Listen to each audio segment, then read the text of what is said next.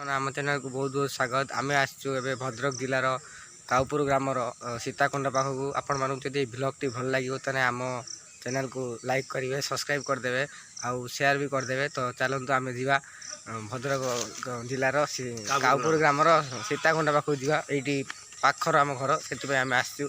चलतु आम देखा।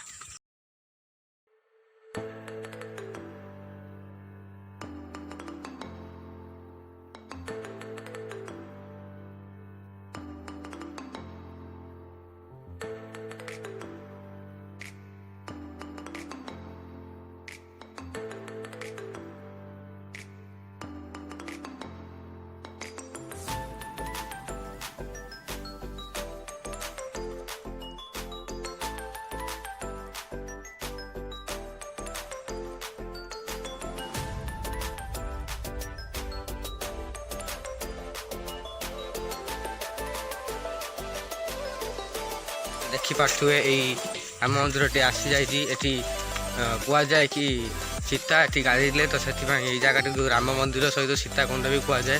तो आप जगह आप देखिपे लिखाई जय श्रीराम। बहुत सुंदर मंदिर एवं आसतु आपण मानक देखी दूसरी सीता कौटी गाधे आसतु। चलते आम देखा। आपण देखिपे शाल दिन पानी बहुत मात्रा बढ़ी जाइए एवं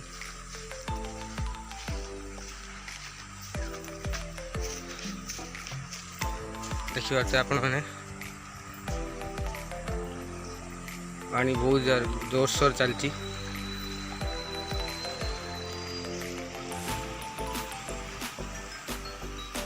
मंदिर टी भी देखिपे आप कौ भाव में गढ़ा जा बहुत सुंदर है मंदिर टी। मुझे देखिपार नी मंदिर गेट खोला रहा कि गेट खोला था। चलतु आम आपण मानक भीतर नजारा देखा। चलतु गाइस भितर कौन केमी सजा जा मंदिर आम देखा। चलतु ये कबाट आप देखिपे घंटी लगी मंदिर टी खूब भल भाव में सजा जापटे एलईडी लगी किंतु ठाकुर दर्शन मिल पारा ना। कि ये बाबा गणेश अच्छा आप देखिपे बहुत भल भाव में सजा जा। चलतु मंदिर चारि पाख बुली आसवा। ये आप देखिपे गरुड़ महाराज अच्छा बहुत सुंदर भाव मंदिर टी सजा जा। देखिपे पानी भी बहुत मात्रा बढ़ी जाए। देखिपे गोटे अच्छा ब्रह्मदेव और श्री ब्रह्मदेव आप देखिपे बहुत सुंदर भाव है।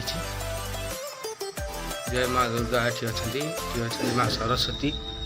तो मंदिर दरवाजा बंद अच्छी तो आमे मैंने जापारू ना मंदिर भीतर दरवाजा बंद अच्छी कि बाहर दरवाजा खुला था।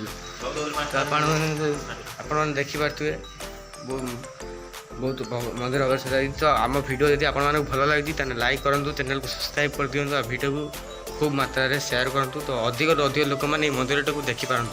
जय जगन्नाथ।